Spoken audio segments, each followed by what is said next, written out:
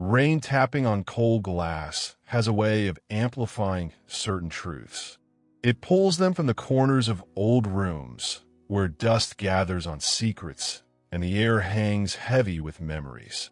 Some men, after betrayal, sit in rooms like this, alone, listening to the storm outside, trying to drown out the one inside their own chest.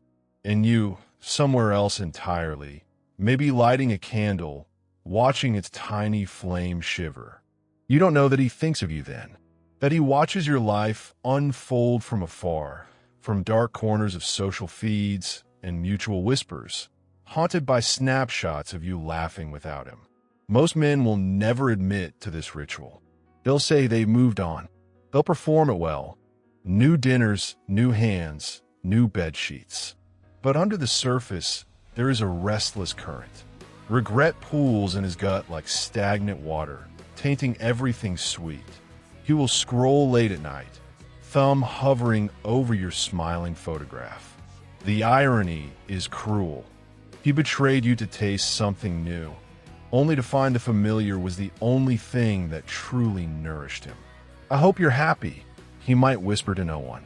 Not quite a blessing, not quite a curse, a brittle prayer lodged in his throat. Because you are, or at least you're learning to be. Your mornings have taken on a softer edge, your body no longer tight with suspicion, your laughter echoing brighter in your own halls. Have you ever felt that tiny shiver on the back of your neck? A sense that someone is watching, though no eyes meet yours? Maybe you pause in your living room, hand hovering over a cup of tea, unsettled by a phantom. He's not outside your window. No, but in some private theater behind his eyes, he's replaying the way you used to stand there. He's seeing you framed by that same window, candlelight waltzing across your skin, unaware of being adored from a distance. Some wounds never bleed, yet they ache more deeply than any cut. His wound is pride, ego, the sharp realization that what he abandoned was never replaced, just replicated in paler shades. There's a part of him that wants to reach out. A casual message, a harmless emoji, a breadcrumb back into your orbit. But he knows, or perhaps senses with the dull instinct of the guilty, that your silence is not emptiness, but a fortress. One he cannot storm with half-hearted apologies. In quiet moments, he wonders if you've truly moved on, if someone else's hand traces the delicate line of your shoulder, if your sighs fill another's ear the way they once filled his. Jealousy is a bitter parasite. It coils tight in his chest, feeding on images it invents, painting scenes far worse than any truth. So he watches, from behind the safety of screen, through the careless chatter of mutual acquaintances, through the echoing hollows of shared places he no longer dares to enter. You, meanwhile, are becoming something else. Stronger, stranger, a little more untouchable each day. You don't see the hollow behind his new grin. You don't hear the sigh that leaves him in the dark, the one he releases like surrender. If you did, maybe you'd smile, or maybe you wouldn't care at all. Most men will never admit how obsession grows in absence. Like ivy curling up the walls of an abandoned house, it takes over everything, quietly, ruthlessly. You've become that ivy for him, except you are vibrant and alive, while he stands there, bricks crumbling beneath the weight of what he let slip away.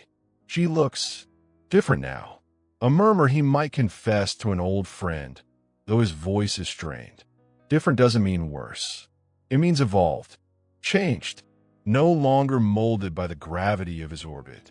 What lurks behind his eyes when he says it is a swirling cocktail of envy, longing, and a nauseating dread. Because you were supposed to fade, not flourish. Imagine this. He sits in his car some night, engine off, rain drumming on the roof. Streetlights blur into gold rivers on the windshield. He pulls up your profile again. There you are, standing under autumn leaves, their dying brilliance framing your smile. Your eyes are softer somehow, as though forgiveness kissed your lashes. But it's not for him, it's for you. And oh, how that terrifies him. Your joy no longer needs his approval to exist.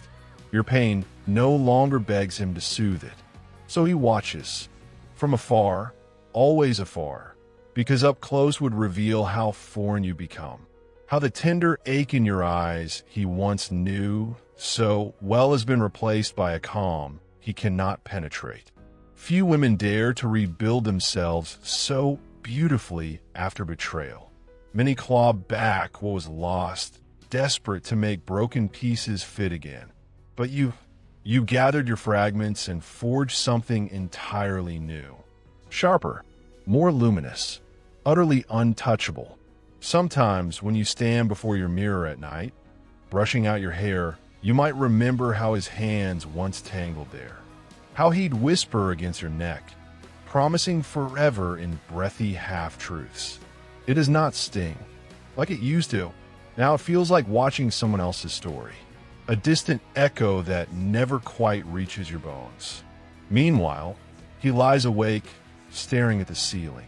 Regret is an insomniac's ghost, pacing from wall to wall.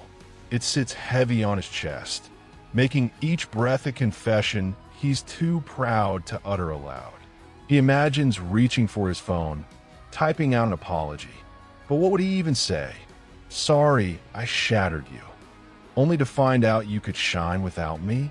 So he stays silent, keeps his longing caged, and you continue to dance through your days unaware, or perhaps gloriously indifferent, to the fact that he is still there, still watching, still aching, still convinced that maybe, just maybe, the next time he looks, you'll glance back. Most women underestimate the haunting power of their own absence. But not you. Not anymore. Your life is quieter these days. Quieter, yet deeper.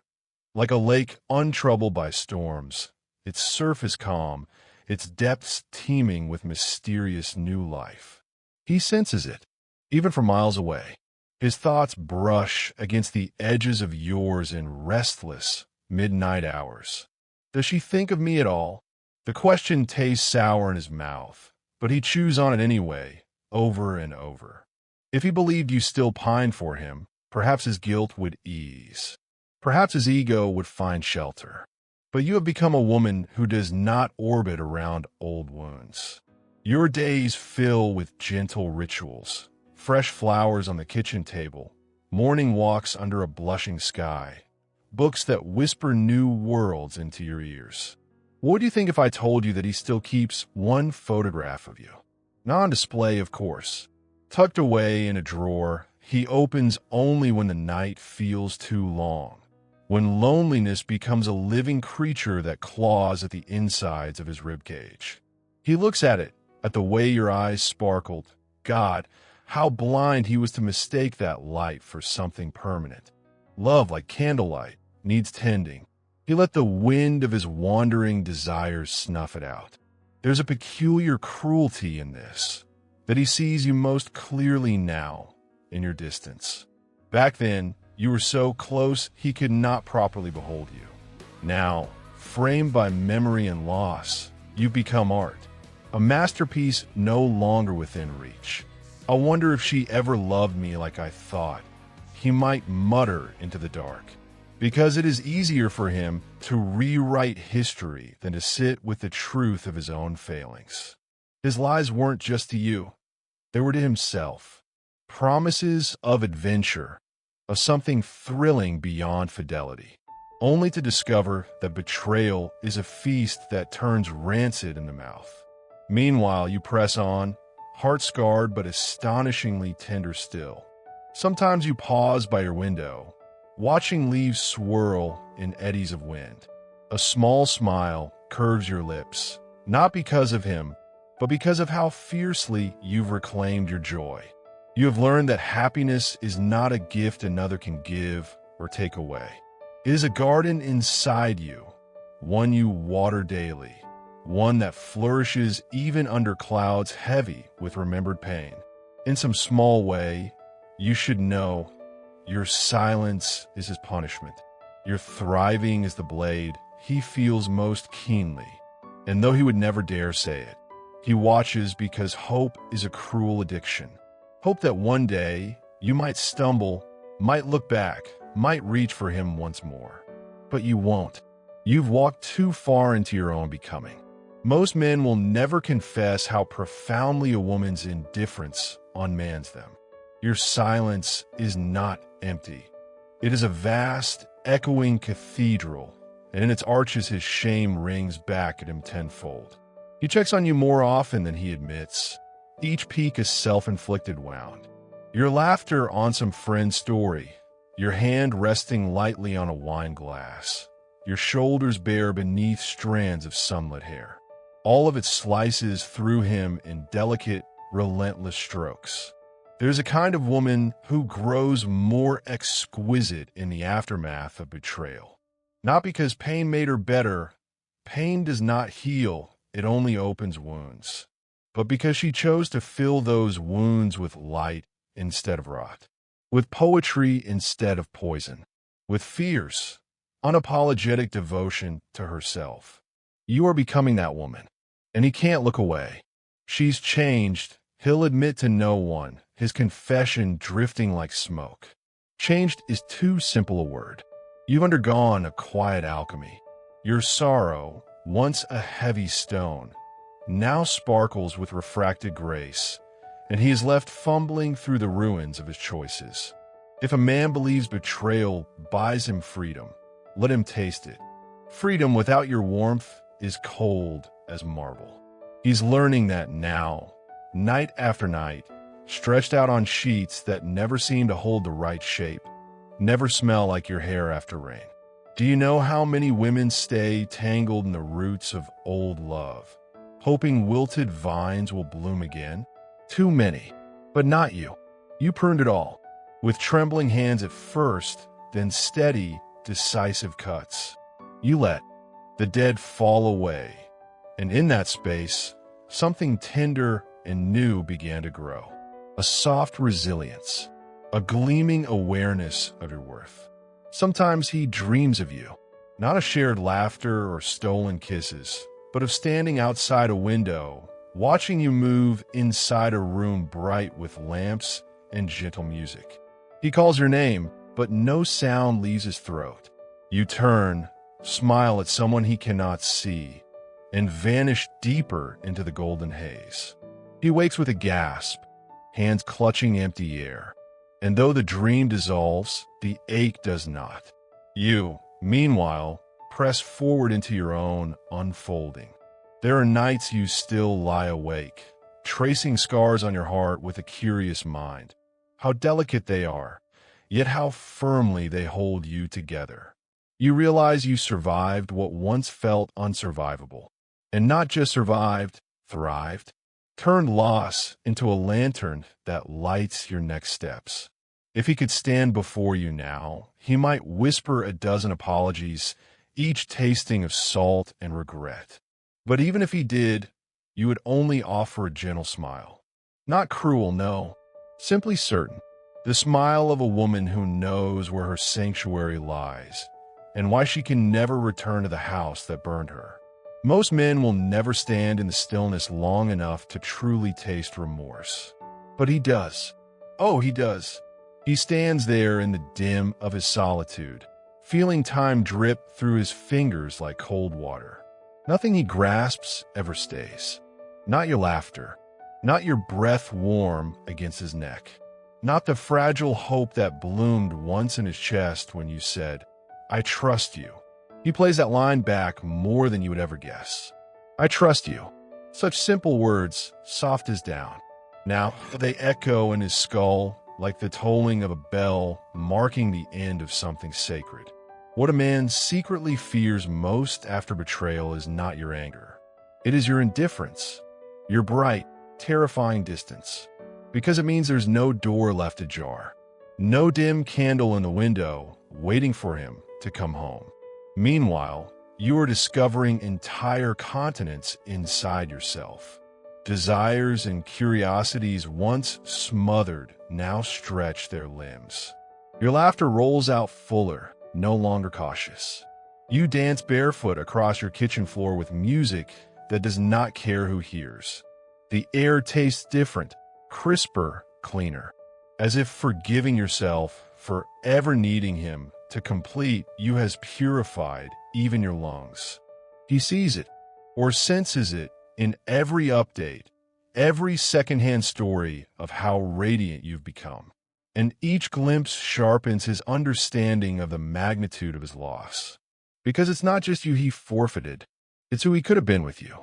A man less hollow, more whole. Most men will never tell you that part. How betrayal doesn't just break the woman. It fractures the man who swung the hammer, too. He stands forever at the splintered threshold, staring into the ruin he made, realizing far too late that rebuilding was never yours to do alone. What lurks behind his eyes now is a permanent question. What if I hadn't? What if he'd cherished instead of chased novelty? What if he'd fed the fire at home instead of warming himself at strange flames? What if your hand still curled into his at night, your sighs still folded into his collarbone? But what ifs are ghosts?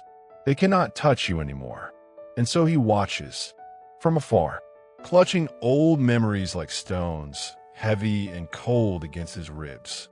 He wears them beneath his shirt, close to his heart, hoping their weight might anchor him to something real again. The woman who knows her worth doesn't chase, she chooses. And you, luminous in your solitude, have already chosen. Not another man, not even revenge, but yourself.